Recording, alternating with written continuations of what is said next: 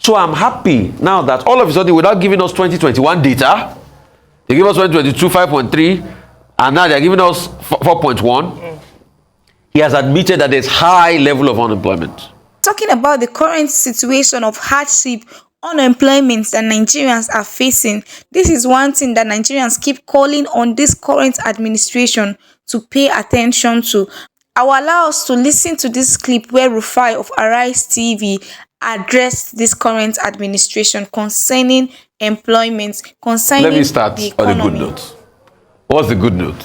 Let me give kudos to President Tinubu for now understanding the level of the problems in the country, which they claimed during the election never existed.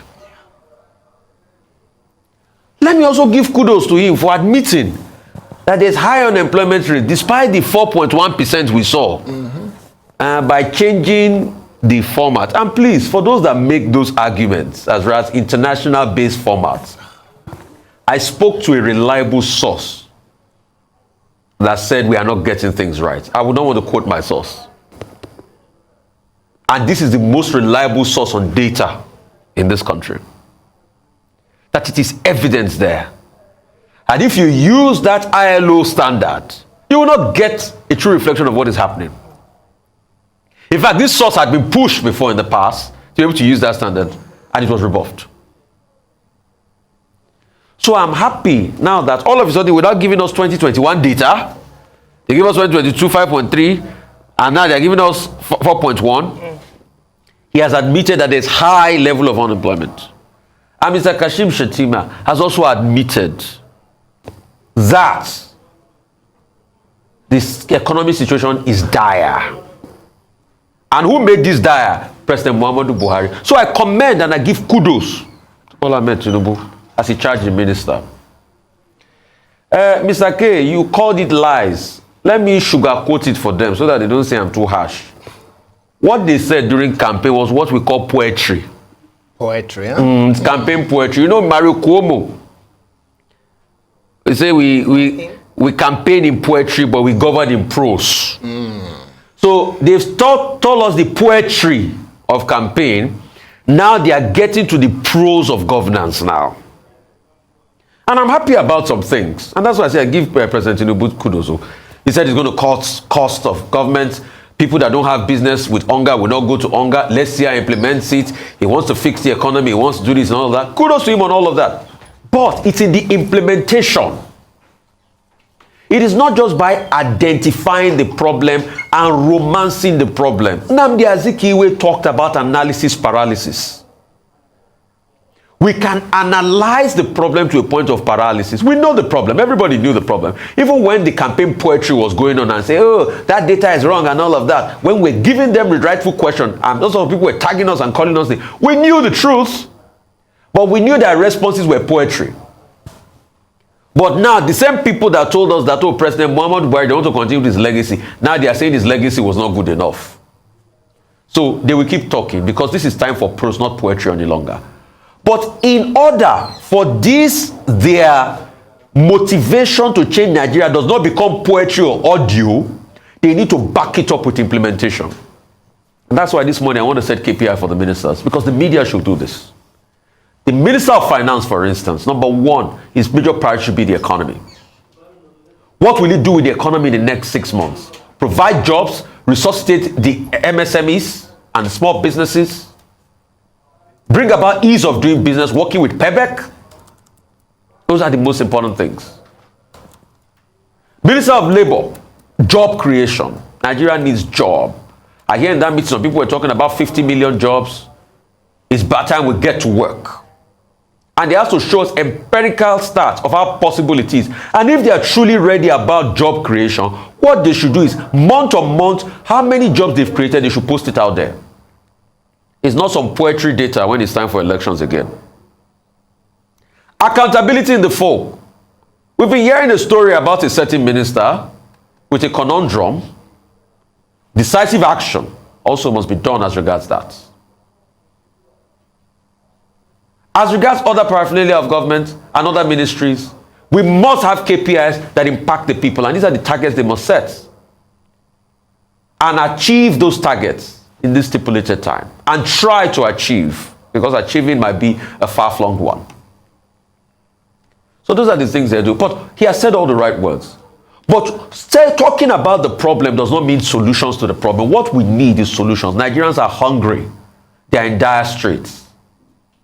And that's why when Vice President Shettima was talking yesterday, when he was meeting with Mr. Taiwo Oyedele about the tax issue, he said work should be done quickly so that at least we can re-energize the businesses to be able to bring up new taxes.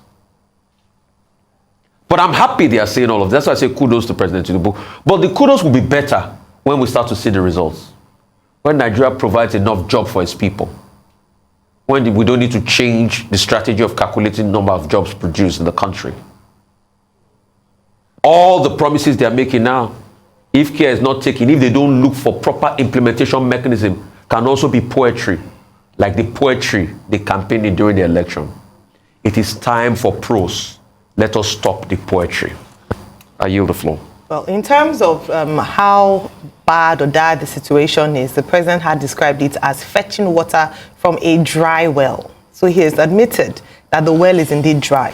I pray for President Tinubu that as long as he remains the president of the Federal Republic of Nigeria, God, please forgive him and give him wisdom for all the wrongdoings and his sins. Lord, I pray for the sake of innocent Nigerians to show him mercy. For all the deception during electioneering campaign about Nigeria being good and better under APC as compared to PDP, I pray that God will ignore the lies. But I am very upset that Vice President Shettima has the effrontery to say that Nigeria is in a mess. All Nigerians cannot forget how the presidential candidate of APC, the one our current president called Ogunefori APC, he said he will give us a recipe or help to remove migraine and headache. For 8 years, Nigerians suffered, but during the campaign, they told us that President Buhari has done well. Please show me the good work that every single one of the APC candidates said President Buhari did that they wanted to continue. Where are the good works I'd like to see? Show me the great improvements on the nation's polity and economy that they're trying to improve on. So if that is the case, then they have to show that they have failed us and lied to us about this. But at the moment, we just want to ask, where are the good works? And if there are none, let them acknowledge it. And then we can begin to talk about the fact that we're in a mess and how we're going to improve that mess. Thank you so much, guys, for watching this video. I would like to know your thoughts about the video in the comment section. Please do all to like this video and please subscribe to our channel if you are yet to subscribe. The Labour Party chairman has assured Nigerians that Peter Obi will get back his mandate through the tribunal. According to him, since this current administration took over, things have become worse for this country. I will allow us to watch this video, guys. Peter Obi's participation in the 2023 general election in Nigeria will change the political narrative in Nigeria. Thank you. We gave them a run for their money. They have murdered sleep and they will sleep no more. Yes. They have stolen what is not for them. And they will not sleep until we recover it. Yes, sir. We are expecting judgments from the tribunal between now and 16th of September. And I'm very sure that Peter Obi will become president. Yes, sir. Without sounding immodest, since they took over, things are now worse. The only party and the only candidate that have solutions to the challenges of the country is Peter Obi and the government. So we still believe that things will change in Nigeria. I want to say that we should not lose hope, we should not be discouraged.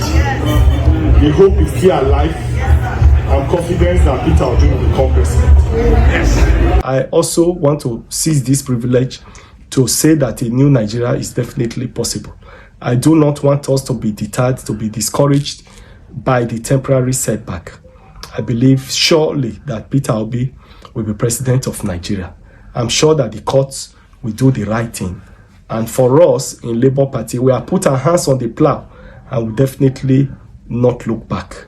We are determined to continue this struggle until we reclaim the country, until the country is repositioned for effective service delivery. Until the country works for Nigeria, we will not rest on our I am horse. confident that Peter Obi has the capacity to help Nigerians and to move Nigeria from this current situation that we have found ourselves. That's what he just said. And that's the same thing Nigerians have been saying. We voted for Peter Obi because we know that he has the capacity to help Nigerians. We know that these current challenges we are facing in Nigeria, he has the capacity to move us from consumption to production. And